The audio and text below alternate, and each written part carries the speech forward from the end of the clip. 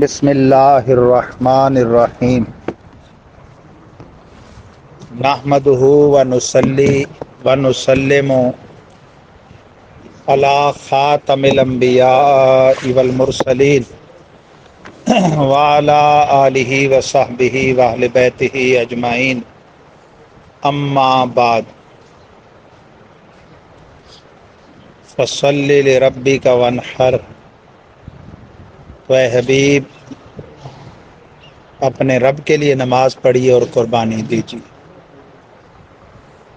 جمہور مفسرین کرام نے اس سے مراد نماز عید الضحیٰ اور عید الضحیٰ والی قربانی مراد لی ہے۔ صلی اور وانحر یہ دونوں صلی اور انحر صیغہ امر ہیں، اور الامر للوجوب امر کا حقیقی معنی یہ ہوتا ہے کہ چیز کو واجب کے لیے کرنے کے لیے آتا ہے جب تک کوئی کرینہ اس کے حقیقی معنی سے پھیرنے والا نہ ہو، تو حقیقی معنی مراد لینا ہوتا ہے۔ کس پر واجب ہے؟ صاحب استطاعت پر، اور صاحب استطاعت باوجود استطاعت کے نہ کرے تو اس کے ترک پر وعید فرمائی۔ وہ وعید بھی دلالت کرتی ہے کہ اگر محض سنت ہوتی تو ترک پر وعید نہ فرمائی جاتی۔ ابن ماجہ کی حدیث ہے، فرمانے خاتم الانبیاء صلی اللہ علیہ وسلم ہے، من وجد ساعتا ولم یداہی فلا یقربن مصلانا، جو وسعت اور گنجائش کے باوجود قربانی نہ کرے، فرمایا وہ ہماری عیدگاہ کے قریب نہ آئے۔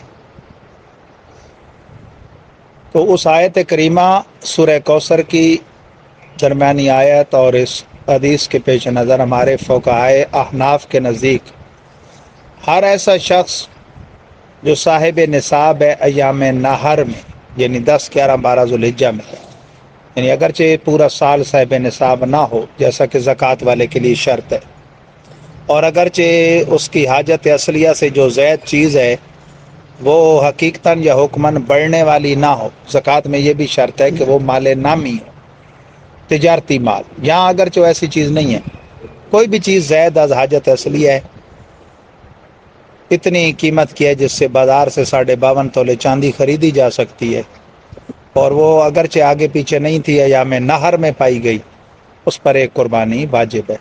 اور ایک گھر میں اگر ایسا ایک آدمی ہے تو ایک پر، ورنہ جتنے ایسے افراد ہیں سب پر جدا جدا ایک قربانی واجب۔ یہ میں نے تھوڑی تمہید اس لیے باندھی کہ آج سے موطا امام مالک میں کتاب الضحایا قربانی کا بیان، اس کا سلسلہ ہم شروع کر رہے ہیں۔ یہ مجموعی طور پہ اس کتاب کا باب نمبر 23 ہے، کتاب الضحایا۔ اس کا پھر آگے پہلا باب ہے، باب ما ینہی عنہ من الضحایا، وہ جانور جن کی قربانی ممنوع ہے ان کا بیان۔ حدیث نمبر ہے 486، قال حدثنی یحییٰ عن مالک عن عمرو بن الحارث عن عبید بن فیروز عن البراء ابن عازب۔ امام مالک کی پوری سند براء ابن عازب تک، وہ صحابی کہتے ہیں، انہ رسول اللہ صلی اللہ علیہ وسلم سئل ماذا یتقی من الضحایا، سرکار سے ان جانوروں کے بارے میں پوچھا گیا جن کی قربانی درست نہیں۔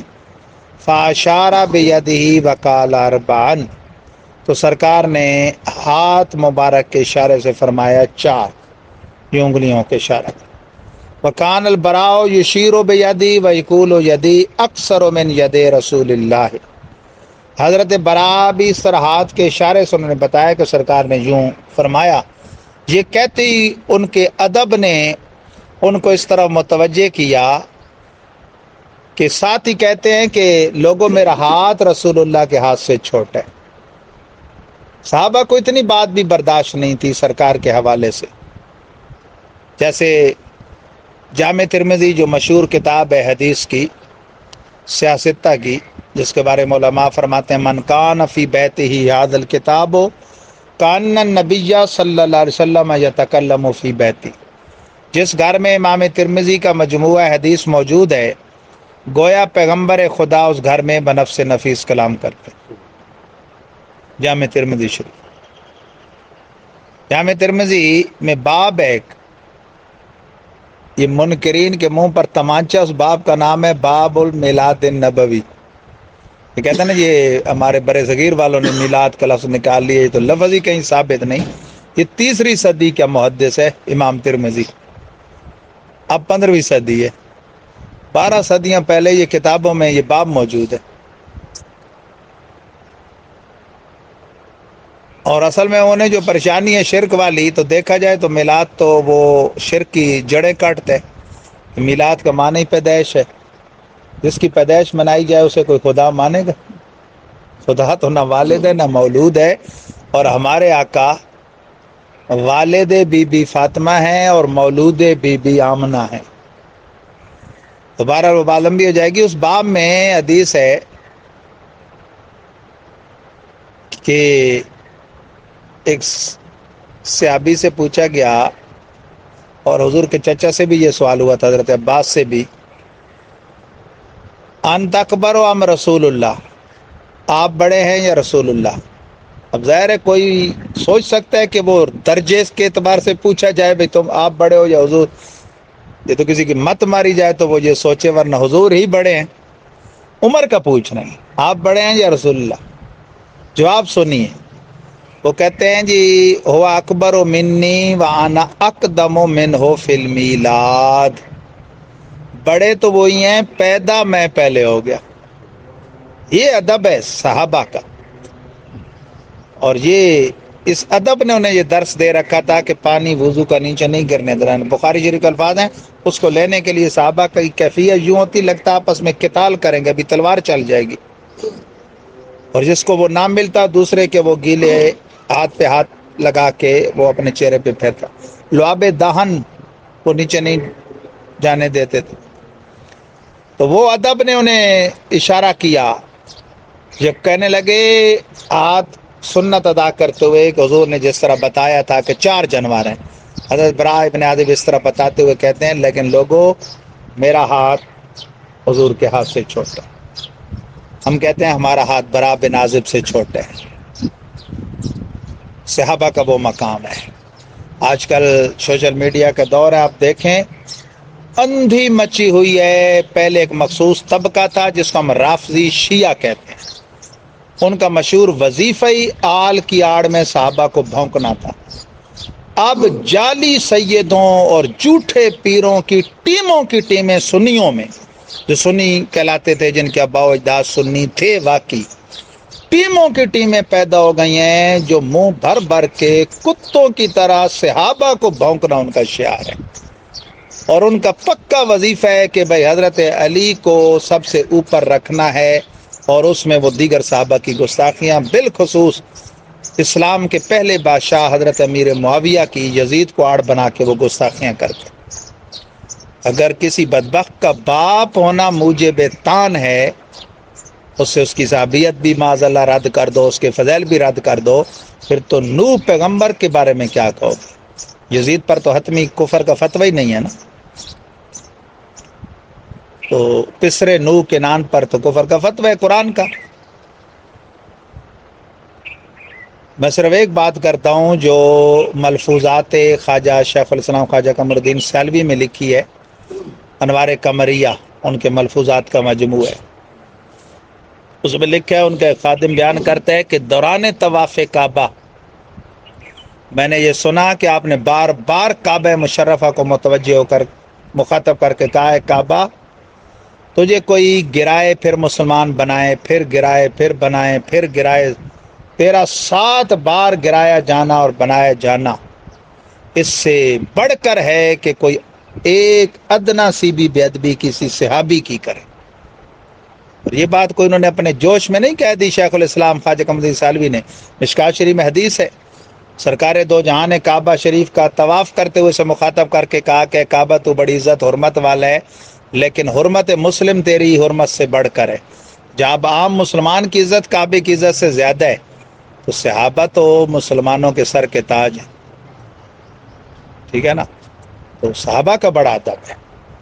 کیوں ہے؟ وجہ وہی ہے جو اہل بیت کے ادب کی ہے۔ اہل بیت کس کے؟ اہل بیت نبوی، ہمارے گھر والے نہیں، حضور کے گھر والے۔ اور اصحاب کس کے؟ ہمارے یار دوست نہیں، اصحاب نبوی۔ جو وجہ وہاں ہے وہی وجہ وہاں ہے، بلکہ اصل تو ڈگری صحابیت کی ہے، ورنہ حضور کے خاندان کا ہر فرد جس نے حضور کا کلمہ نہیں پڑھا، مثلا ابو لہب سکا چچا، کیا وہ قابل احترام ہے؟ نہیں ہے۔ جنہوں نے حضور کا دین مانا، صحابیت جن کی متحقق ہے، تو اصل ڈگری تو صحابیت کی ہے۔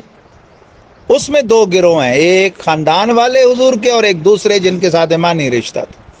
تو یہ نئی قوم آ گئی ہے، آل در والے صحابہ، اپنا اہل بیت گھر والے، صحابہ در والے کہہ کے آئے دن اشاروں کرایوں میں صحابہ کی گستاخی۔ 14 صدیوں میں ایسا نعرہ نہیں ہے۔ میں نے یہی بات ادھر کر دی وادی سون میں، تو یہ مرید اصل میں گمراہ کرتے ہیں نا پیروں کو۔ تو ایک چول قسم کا مجھے بعد میں کہتے ہیں، تقریر ختم ہو گئی، باہر نکلتے ہوئے کہتے جی پیر نصیر الدین شاہ بھی یہ کہتے تھے۔ تو میں نے کہا کہتے تھے تو کیا ہو گیا؟ 14 صدیوں میں یہ بات نہیں ہے، انہوں نے خود گھڑی ہے۔ نہیں جی وہ بھی کہتے تھے۔ تو میں نے کہا وہ کہتے تھے تو وہ کوئی نبی تھے، رسول تھے، وہ بھی پڑھے لکھے تھے جی۔ میں نے کہا ہوں گے، لیکن یہ بات انہوں نے جاہلانہ کی ہے کہ صحابہ در والے اور آل گھر والے، ایسا کوئی مسئلہ نہیں ہے۔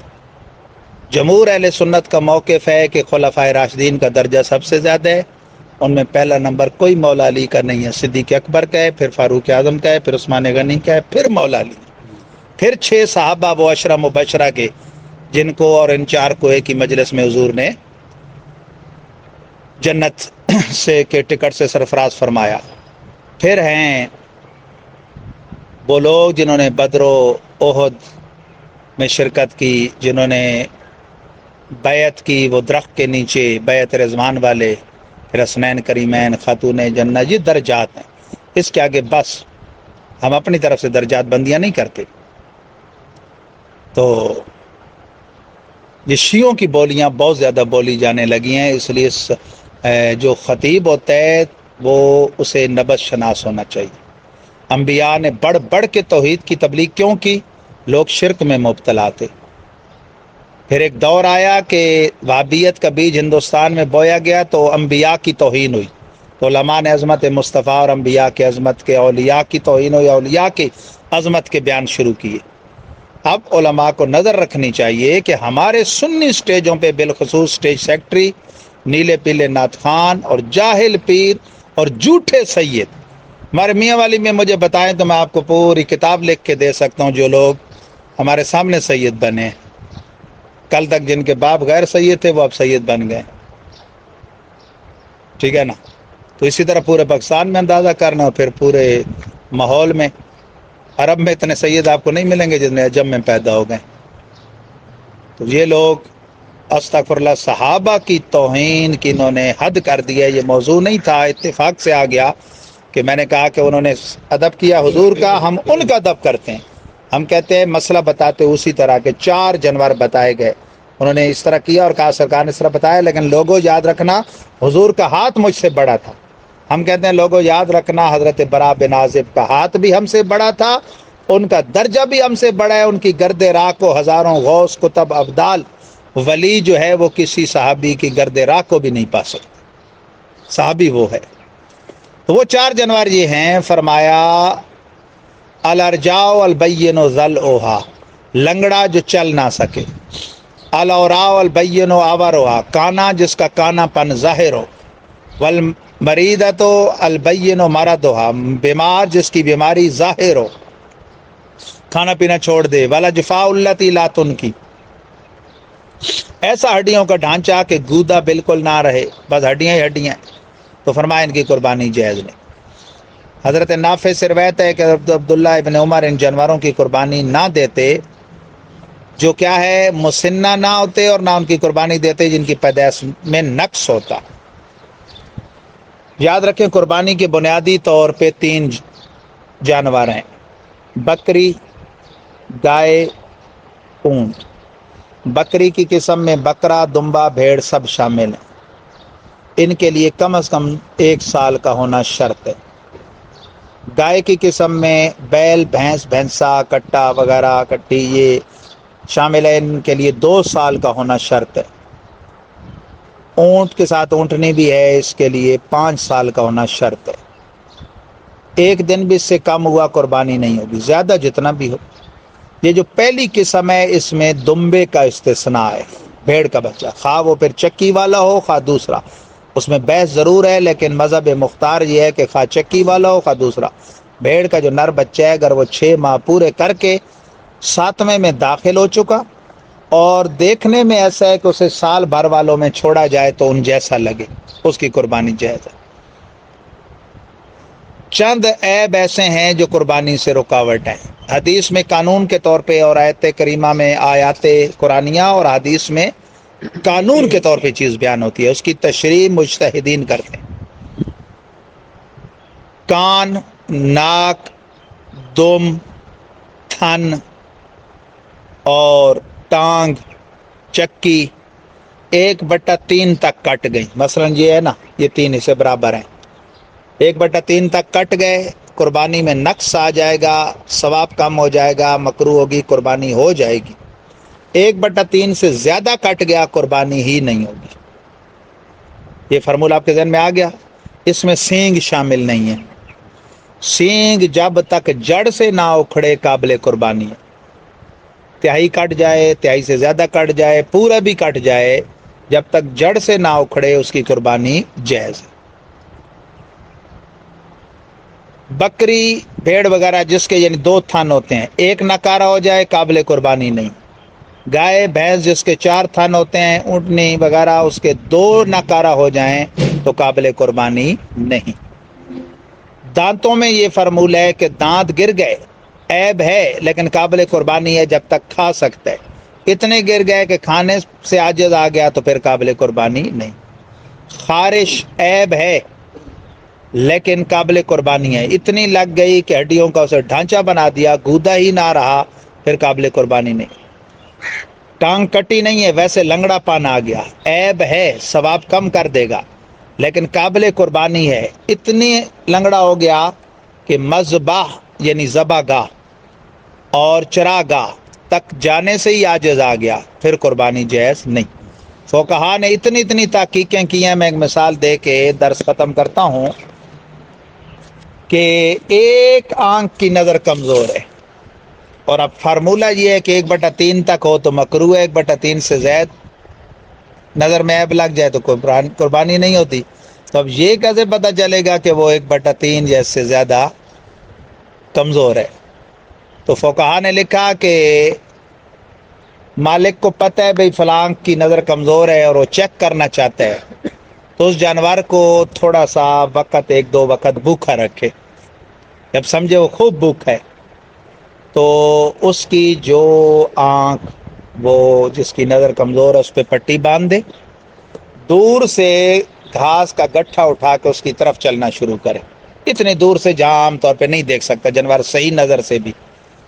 جب دیکھے کہ وہ سیدھا اس کے رخ آ رہا ہوں اور وہ میری طرف دیکھ رہے اور اب اس کو میں نظر آنا شروع ہو گیا ہوں، اس کی نشانی کیا ہوگی؟ اچھلے گا، گھاس کو دیکھ کے کودے گا، وہاں رک جائے، نشان لگا لے، نشان لگا کے اب آئے اس کی عیب والی آنکھ کھول دے، درست آنکھ پر پٹی باندھ دے، واپس چلا جائے جہاں نشان لگایا تھا، گٹھا وہاں رکھ دیا تھا، وہاں سے تھوڑا اب اور آگے چلے کہ وہ کمزور آنکھ سے، چونکہ اس کی نظر صحیح آنکھ سے کمزور تھی، وہ چیک کرنی ہے کتنی کمزور ہے۔ جب وہ دیکھے کہ اب اس سے بھی اس کو نظر آ گیا، اس نے گردن ہلانی شروع کی ہے، وہاں رک کے نشان لگا لے، جانور سے لے کر اس پہلے نشان تک فاصلہ ناپ لے، پھر اس میں سے یہ کم کرے، دیکھے کتنا ہے، 1/3 تک کم ہے تو عیب ہے لیکن قربانی ہو جائے گی، 1/3 سے زائد کم ہوئے تو پھر اس کی قربانی نہیں ہوگی۔ یہ مثال دینے کا مقصد تھا کہ فقہائے کرام نے قرآن و سنت کے اس گہرے سمندر میں غوطہ زن ہو کر کس حد تک محنتیں کی، تو ان فقہائے کرام کی بے ادبی بھی انسان کو لے ڈوبتی ہے، پھر صحابہ کرام تو ان کے بھی پیشوا ہیں۔ حدیث بخاری میں ہے، من عادی لی ولیا فقد آذنت بالحرب، یعنی دو جرم ہیں جن پر اللہ کی طرف سے اعلان جنگ ہے۔ اعتقادی جرموں میں سے یہ ہے جو حدیث بخاری میں، حدیث قدسی میں بیان ہوا۔ حضرت ابو ہریرہ کہتے ہیں رسول پاک نے فرمایا کہ اللہ فرماتا ہے کہ جو میرے ولی میرے دوست سے دشمنی کرے اس کے ساتھ میرا اعلان جنگ۔ اور قرآن پاک میں فرمایا سود چھوڑ دو ورنہ اللہ رسول سے جنگ کے لیے تیار ہو جاؤ۔ تو سودی سے اللہ تعالیٰ کی جنگ ہے، اور میں اکثر کہتا ہوتا ہوں سعودی سے اللہ کی جنگ ہے، کہ سعودی نبیوں ولیوں کے بڑے دشمن، اتنے خبیث دشمن ہیں کہ جنت الملا اور جنت البقیع کے ہزاروں، جنت البقیع میں کم و بیش 10,000 صحابہ کرام کے مزارات تھے، انہوں نے بلڈوزر پھرا کے راستے بنا ڈالے۔ اس سے بڑے بدبخت ولیوں کے دشمن کون ہوں گے؟ صحابہ سے بڑا ولی کون ہے امت میں؟ ولی کی سب سے جو یوں کہہ لیں کہ اعلیٰ کیٹیگری ہے وہ حضرات صحابہ کرام، کہ پچھلے لاکھوں کروڑوں دنیا بھر کے غوث کتب ابدال ان میں سے کسی ایک کی گرد راہ کو نہیں پا سکتے۔ بالخصوص جس ہستی کا نام لے کے بہت لوگ چوٹ کرتے ہیں نا، حضرت امیر معاویہ، وہ حب علی کے دعوے دار، تو وہ ان کے بارے میں جب کسی نے کہا نا کسی بزرگ سے کہ وہ افضل ہیں یا خلیفہ راشد عمر بن عبدالعزیز، عمر بن عبدالعزیز حضرت فاروق اعظم کی بہو کے نواسے ہیں، صحابی نہیں ہیں، تو انہوں نے کہا کہ اس کو درے لگاؤ، یہ کیسی بات کرتا ہے؟ حضرت معاویہ صحابی ہیں، صحابی کے ساتھ غیر صحابی کا کیا تقابل اور جوڑ ہے؟ حضرت عبداللہ بن مبارک کا قول ملتا ہے جو امام اعظم کے شاگرد ہیں، فرمایا کہ وہ جس گھوڑے پہ بیٹھ کے حضور کے ساتھ جہاد کے لیے نکلے، اس کے ٹاپوں سے اٹھنے والی گرد جو اس گھوڑے کے نتنوں میں پہنچتی ہے، اس کے برابر عمر بن عبدالعزیز اور بات کے جو ہے اولیاء نہیں ہو سکتے، تو تم ان کا تقابل کرتے ہو۔ کتنے سالوں میں یہ جو مولویوں نے کافی فتوے دیے کہ بھینس حضور پاک کے دور میں نہیں تھی اور بھینس حلال نہیں ہے، تو یہ قربانی میں یہ چلیں سن لیں، ویسے اس پر میرا الگ سے بھی کلپ ریکارڈ موجود ہے، اگر آپ کو چاہیے تو وہ بھی مل جائے گا۔ بھینس کی قربانی کے بارے میں بھائی نے سوال کیا۔ غیر مقلدین یعنی جن کو ہم وہابیہ کہتے ہیں، ان کے مشہور مسئلوں میں سے ایک مسئلہ یہ بھی ہے کہ وہ بھینس کی قربانی کو نجائز کہتے ہیں، اور نجائز کہنے کی وجہ یہ بتاتے ہیں کہ یہ زمانہ رسالت مآب میں نہ تھی، بعد میں یہ سمندر وغیرہ سے برآمد ہوئی۔ ایک ہوتا ہے تحقیقی جواب اور ایک ہوتا ہے الزامی جواب۔ الزامی جواب ایک جملے کا ہے کہ یہ موجودہ وہابی بھی جو 1856 کی جنگ آزادی تک جن کا وجود نہیں تھا، یہ بھی حضور کے زمانے میں نہیں تھے، ان کو بھی ختم کر دینا چاہیے، یہ بدعت ہیں۔ یہ ہے الزامی جواب، ان کو سب کو جو ہے وہ بالکل ایک لین میں کھڑا کر کے شوٹ کر دینا چاہیے، کیونکہ وہابیوں کا مشہور مسئلہ ہے نا بھی بدعت ہیں مکو، تو یہ بھی بدعت ہیں۔ جو تحقیقی جواب ہے وہ یہ ہے کہ قرآن پاک میں جہاں چوپایوں کا، حلال جانوروں کا ذکر ہے، جن کی قربانیوں کا ذکر ہے، اس کے لیے لفظ آئے بہیمۃ الانعام۔ بہیمۃ الانعام ہر اس چوپائی کو کہتے ہیں جس کو قرآن و حدیث نے حرام نہ کہا ہو۔ تو بھینس چوپایوں میں سے ہے اور قرآن و حدیث نے اس کو حرام نہیں کہا۔ اور ہمارے آقا صلی اللہ علیہ وسلم نے جو قربانی کے جانور متعین کیے، بکری اور اس کی 9 بھیڑ، بھینس، اپنا بھیڑ، دمبا، بکرا وغیرہ، اسی طرح اونٹ، اس کی جتنی انواع ہیں، اونٹ، اونٹنی، ان کے وہ بچے جو 5 سال کے ہو جائیں، گائے میں بیل، بھینس، بھینسا اس لیے شامل ہیں کہ ڈکشنریاں، لغت کی جتنی کتابیں جن میں چیزوں کے معنی لکھے ہوتے ہیں، ان میں وہ لوگ کہ جن کی لغات کے بغیر یہ عام عوام تمام درس نظامی علم دین بخاری شریف تک پڑھنے پڑھانے والے ان ڈکشنریوں کے بغیر نہیں چل سکتے۔ مثلا ان میں سرا ہے،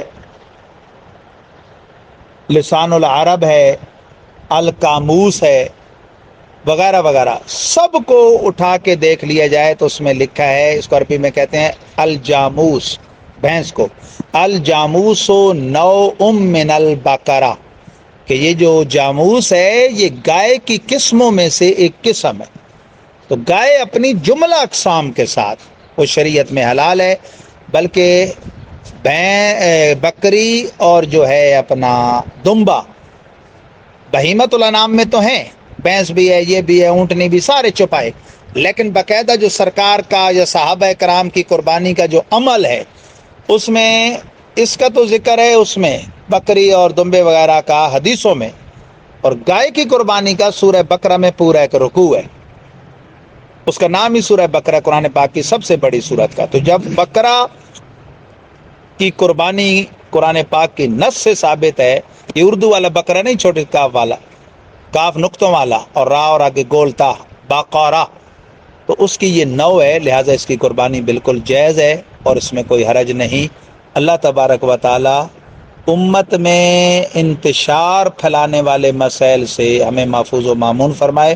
باخر دعوایا ان الحمد للہ رب العالمین، صلی اللہ عنا سیدنا و مولانا محمد صلی اللہ تعالی وسلم وما هو ربنا تقبل منا انك انت السميع العليم تب علينا يا مولانا انك انت التواب، صلی اللہ تعالی علی حبیبی و محبوبی سیدنا محمد وعلی آلہ وصحبہ اجمعین برحمتک۔